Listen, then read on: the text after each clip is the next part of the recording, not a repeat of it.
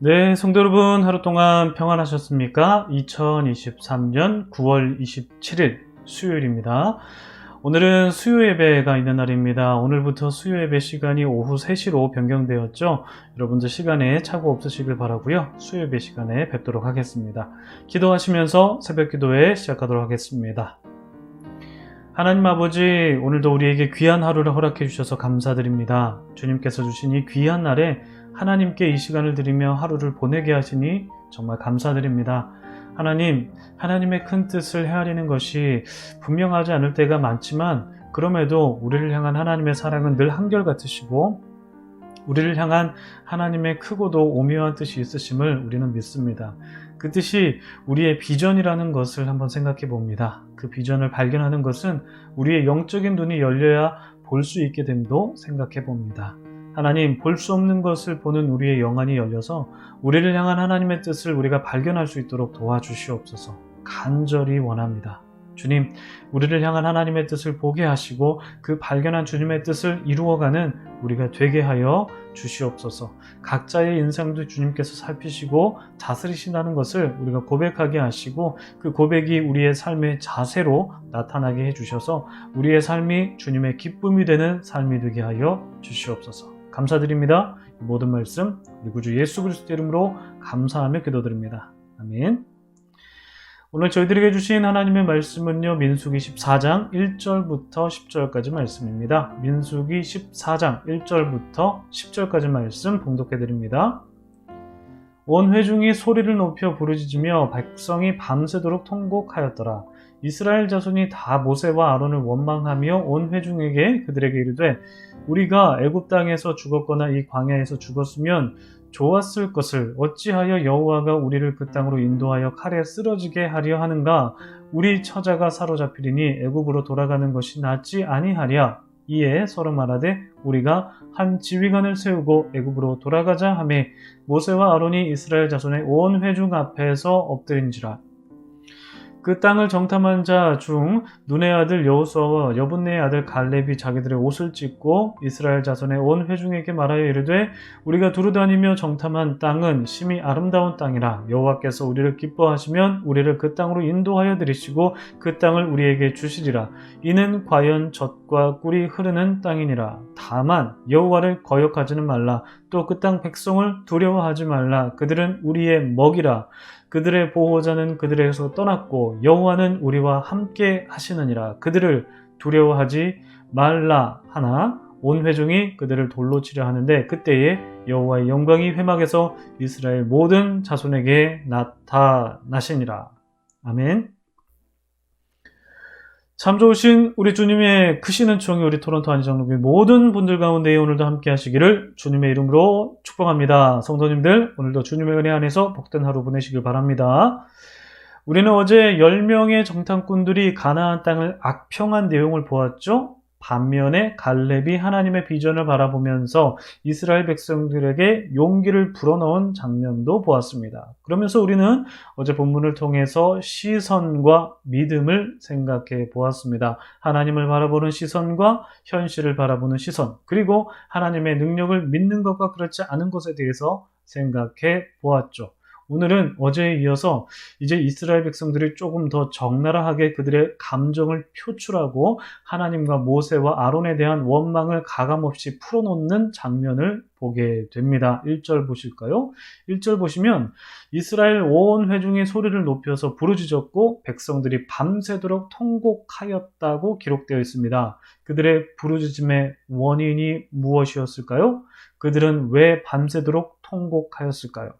하나님께서 그들에게 주시기로 한 가나안 땅에 들어가지 못하게 될 것이라고 생각하였기 때문일 것입니다. 지금껏 그곳에 들어갈 날만 바라보면서 광야를 걸었는데 그것이 모두 수포로 돌아갔다고 생각하였기 때문일 것입니다. 고단했지만 그래도 그럭저럭 살아갈 만했던 애굽을 벗어났는데 이제는 돌아갈 곳도 없고 꼼짝없이 죽게 되었다는 절망감 때문에 그들은 통곡하였을 것입니다. 그동안 지내왔던 지난한 과거에 대한 억울함과 보상받지 못한 그들의 수고에 대한 탄식 섞인 감정이 눈물과 통곡으로 나타난 것이죠. 여러분, 우리는 이 이스라엘의 백성들의 반응을 잘 기억해야 합니다. 이들의 반응 속에 담겨있는 그들의 인생관과 세계관이 있기 때문입니다. 우리는 그것을 잠시 후에 갈렙과 여호수아의 반응과 비교해서 나누어 볼 것인데요. 우선 이들의 반응, 이들이 어떤 말을 했는지 여러분 잘 염두에 두십시오. 이스라엘 백성들의 통곡은 원망으로 바뀌어 하나님을 향했고요. 또 하나님의 명령을 받은 모세와 아론에게 향했습니다. 그들은 따져 물었습니다. 우리가 애굽 땅에서 죽었으면 좋았을 텐데, 아니면 광야에서 죽으면 좋았을 텐데 왜 우리가 그 땅 들어가서 그 가나안 사람의 칼에 죽어야 하느냐? 대체 하나님께서는 우리에게 왜 이렇게 잔인한 것이냐? 차라리 애굽으로 돌아가는 것이 훨씬 낫지 않겠느냐? 지휘관을 새로 세우자. 그의 진두 지휘를 받으며 다시 애굽으로 돌아가자. 그것이 우리가 유일한 살 길이다. 그들의 원망과 호소 앞에 모세와 아론이 어떻게 반응했습니까? 5절 한번 보실까요? 모세와 아론이 이스라엘 자손의 온 회중 앞에서 엎드린지라.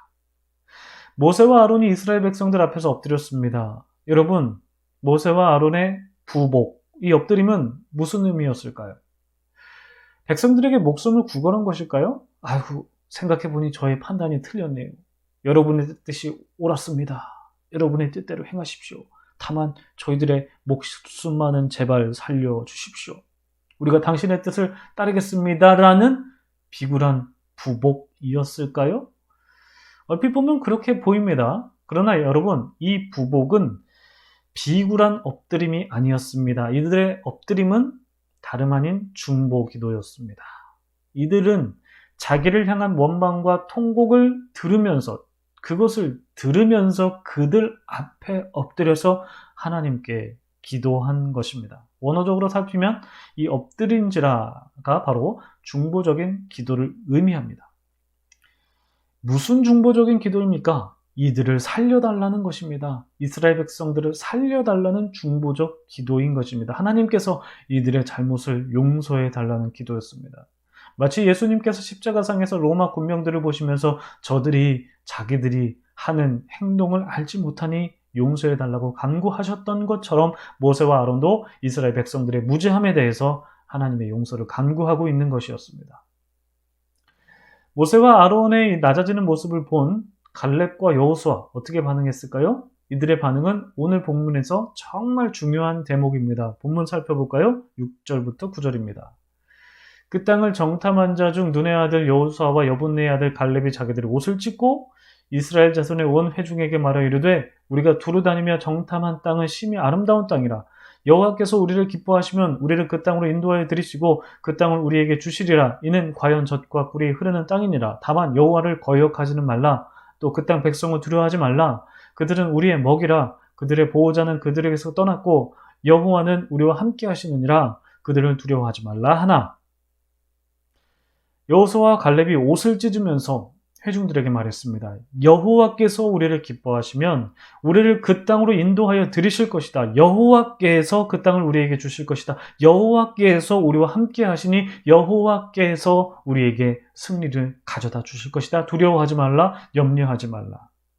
여러분, 여호수아와 갈렙의 말 속에 주어는 누구입니까? 그들입니까? 아니죠. 여호와 하나님이십니다. 여호와 하나님께서 우리에게 땅을 주실 것이다. 여호와 하나님께서 우리를 인도하여 들이실 것이다. 여호와 하나님께서 우리와 함께 하실 것이다. 이들의 말의 주어는 여호와 하나님이었습니다. 여러분, 이것이 무엇을 의미하는 걸까요? 그들 인생의 주인이 누구라고 고백하는 것입니까? 바로 여호와 하나님이시라는 것을 고백하는 것입니다. 여러분, 이것이 여호수아와 갈렙의 인생관이었고 세계관이었습니다. 그들은 그들 자신이 여호와 하나님을 따르는 자임을 고백했습니다. 내 인생의 주인은 내가 아니고 바로 하나님이시다. 하나님께서 나의 삶을 이끌어 가시고 주관하신다는 것이 이들의 말 속에 담겨있는 그들의 인생관이고 세계관이었습니다. 반면 이스라엘 백성들은 어떠했습니까? 여러분, 제가 아까 그들의 반응과 그들의 말을 잘 기억해 주십시오라고 말씀드렸는데요. 이스라엘 백성들이 어떤 말을 했습니까? 우리가 한 지휘관을 세우고 애굽으로 돌아가자고 말하였죠. 그들의 인생은 이제 그들이 주관하겠다는 것입니다. 우리가 한 지휘관 세우고 애굽으로 돌아가자라는 이 말은 이제 우리가 우리의 인생 살겠다는 거죠. 하나님을 신뢰하지 못하겠다는 것이죠. 우리의 인생은 우리가 결정한다는 인생관이 그들의 말 속에 담겨 있다는 것입니다. 여러분, 말은 존재의 그릇이라는 말이 있습니다. 우리가 무슨 말을 하느냐라는 것은 그 말에 우리의 존재가 어떠하느냐가 담겨 있다는 뜻입니다.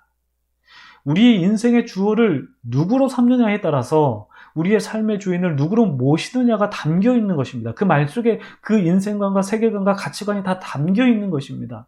여호와께서 기뻐하시면 우리를 가나안으로 들이실 것이다와 우리가 지휘관을 세워서 애굽으로 돌아가자라는 말의 대조는 나의 인생의 주인을 누구로 모시고 있느냐, 그 차이가 담겨져 있는 것이죠. 여러분은 여러분의 인생의 주인을 누구로 고백하십니까? 만약 여러분께서 여러분의 인생의 주인을 나다라고 생각하신다면, 우리의 인생의 주인은 우리다라고 생각한다면, 우리 모두는 실패와 좌절 속에서 원망할 대상을 찾을 것입니다. 누군가 필요하거든요. 내가 이렇게 된 원망할 대상 찾아야 한다는 것이죠. 이스라엘 백성이 모세와 아론을 원망하고 하나님을 원망했던 것처럼 내 인생을 송두리째 실패로 몰고 간 원인이 있고 그 대상에 대한 분통함을 표출할 것입니다. 내 인생의 주인이 바로 나라면 말이죠. 그러나 내 인생의 주인이 내가 아니라 하나님이라고 고백한다면 나의 인생 속에서 어려운 순간을 맞이하게 되면 그 안에 담긴 하나님의 뜻과 하나님의 계획이 무엇일까 잠잠히 숙고해보고 하나님의 뜻을 구하는 기도의 시간을 갖게 될 것입니다. 완전히 다르죠. 그리고 그 상황을 받아들이고 하나님께서 어떻게 일하실지를 기다리는 시간을 갖게 될 것입니다. 여러분, 인생의 주인을 누구로 고백하느냐에 따라서 내게 주어진 상황과 경험에 대한 그 태도가 달라지기 마련입니다. 달라집니다. 그런데 그 인생의 자세가 바로 말에서 표출이 되는 것이고, 이 말은 생각과 신념에 기반한다는 것을 우리는 기억해야 됩니다. 여러분, 우리는 어제 시선에 대한 말씀을 생각해 보기도 했지만 믿음에 대해서도 생각해 보았습니다. 하나님의 능력을 믿는다는 고백은 하나님께서 나의 일생을 이끌어 가신다는 고백이기도 합니다. 여러분, 그 믿음이 여러분들에게 있으십니까? 그 믿음을 확인하고 싶으시다면 여러분의 말을 곰곰이 생각해 보시기 바랍니다. 여러분의 말 속에 여러분의 존재가 담겨 있기 때문입니다. 여러분, 우리 모두 이런 고백을 말로 표현하기 원합니다. 나의 인생을 주님께서 이끌어 가신다. 우리의 삶은 주님께서 다스리신다. 우리 교회는 주님께서 주관하신다. 이러한 믿음이, 이러한 입술의 고백이 바로 우리의 삶의 열매로 결실이 될 것입니다. 여러분, 하나님의 비전을 꿈꾸십시오. 하나님의 비전을 발견하십시오. 여호와 하나님의 기쁨이 되십시오. 그러면 하나님께서 여러분의 인생을, 우리 교회의 미래를 이끌어 가실 것입니다. 오늘 말씀 놓고 기도하시겠습니다. 기도하겠습니다.